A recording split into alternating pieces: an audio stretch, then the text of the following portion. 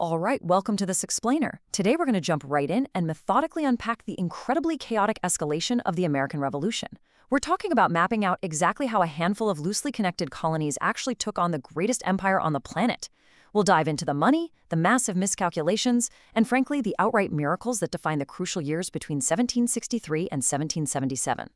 So, rather than boring you with a standard agenda, let's kick things off by asking the most fundamental question of this entire era.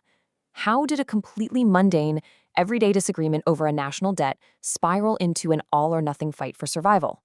I mean, it literally hung by the thinnest of threads. How do we actually get from accounting ledgers to bayonets? The price of empire, Britain's costly victory.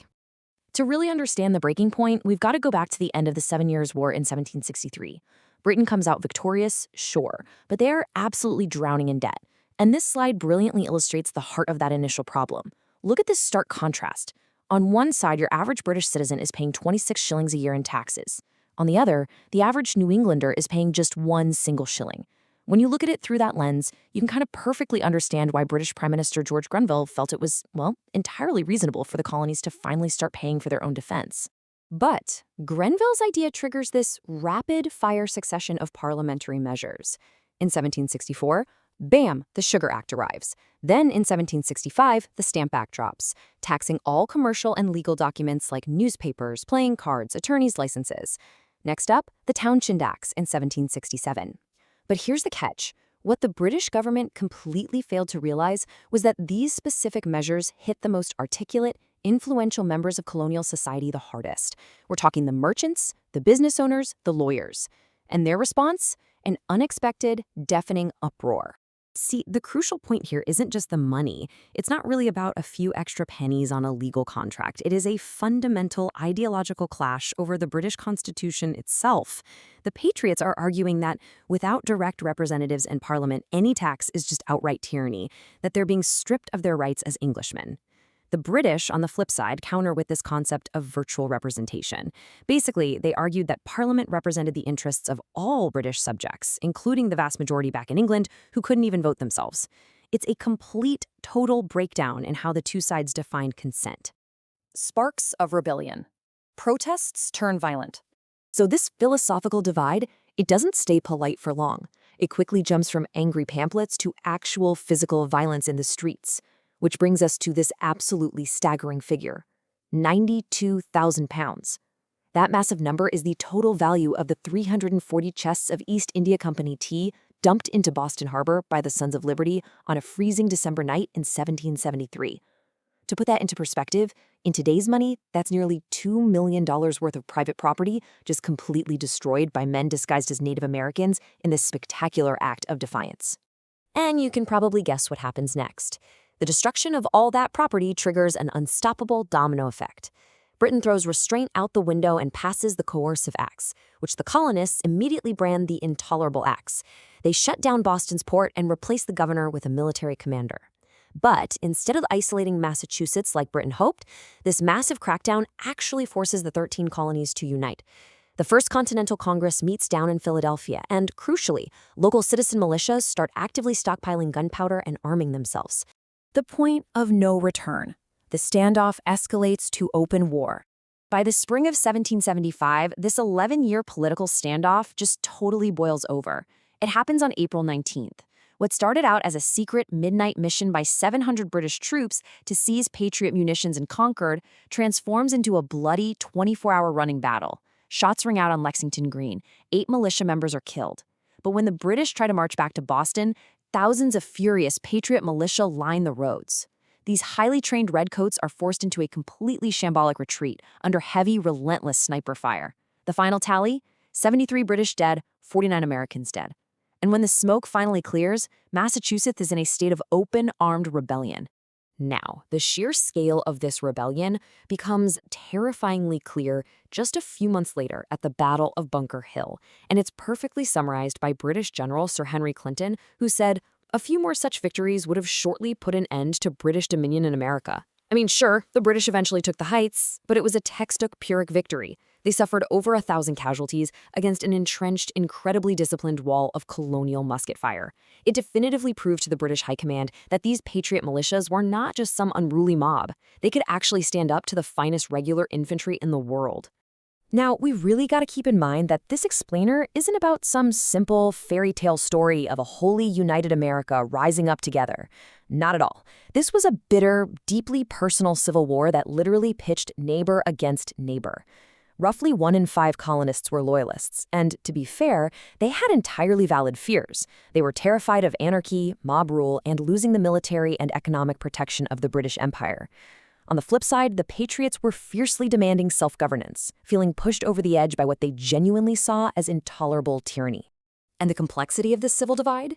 It explodes in November 1775, when Virginia's royal governor issues Lord Dunmore's proclamation. This directive offered freedom to any enslaved person who escaped their rebel masters and took up arms for the king. Now, looking at this completely impartially, it was a very practical military measure that offered genuine freedom to hundreds of enslaved individuals, men who went on to form the Ethiopian Regiment. But politically, it was a massive shockwave. It absolutely terrified Southern plantation owners, effectively destroying any lingering loyalist sympathy down south and permanently turning them against the crown. Declaring independence, a total break. With royal governors fleeing and blood already spilled, the very goal of the conflict radically shifts. Enter this absolutely astonishing number, 100,000. That's the estimated number of copies sold of a small, brilliantly timed pamphlet called Common Sense by Thomas Paine. Written in clear, plain English, it cut right through all the academic debates and successfully convinced ordinary, everyday citizens that a total, irreversible break from the British monarchy was literally the only logical solution they had left. Which brings us to the big one. July 4th, 1776, the Continental Congress in Philadelphia formally adopts the Declaration of Independence. Think about this. This one document transforms a localized colonial rebellion into the outright creation of 13 independent states. These delegates are pledging their lives, their fortunes, and their sacred honor to this brand new American identity. But here is the truly terrifying reality. While they're signing this parchment, the British Empire is simultaneously assembling the greatest expeditionary force in its history just to completely crush them. The brink of defeat. An outmatched army. The ink on the declaration is barely dry before brutal reality comes crashing down.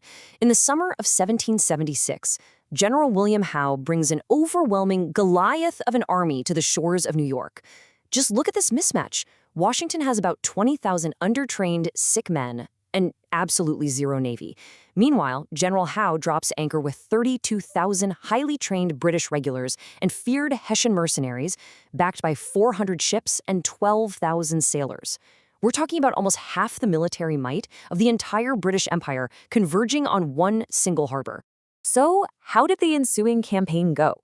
Completely disastrous for the Americans. First off, Washington gets totally outflanked at the Battle of Long Island. He only survives because of a desperate but brilliantly executed foggy nighttime evacuation across the East River. But the bleeding doesn't stop there. The British quickly capture Fort Washington and its entire garrison.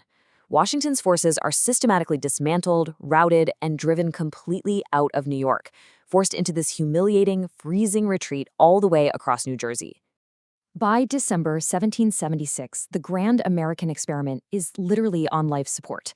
Washington's army has completely evaporated down to fewer than 6,000 exhausted, freezing men. Morale has just utterly collapsed.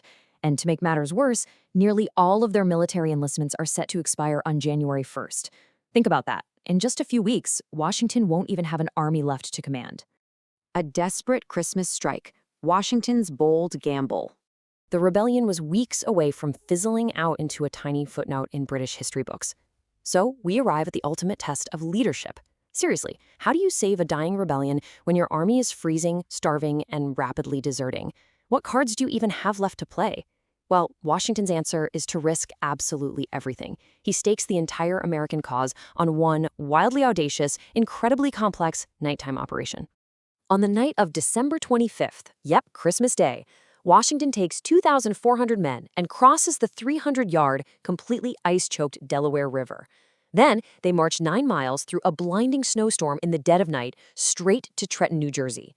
At dawn, they launch a total surprise attack on the elite Hessian garrison station there. And the result? It's an absolute masterclass.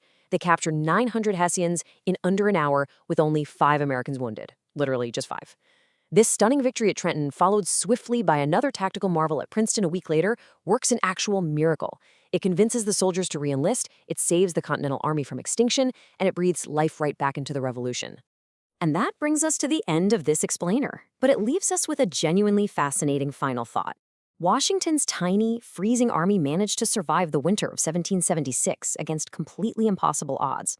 But this incredible survival proved American mettle to a watching world. It leaves us to wonder, how will foreign powers just waiting in the wings across the Atlantic take these tiny sparks of colonial hope and use them to turn a localized North American rebellion into a massive, violent worldwide war? Thank you so much for joining us, and keep questioning the history around you.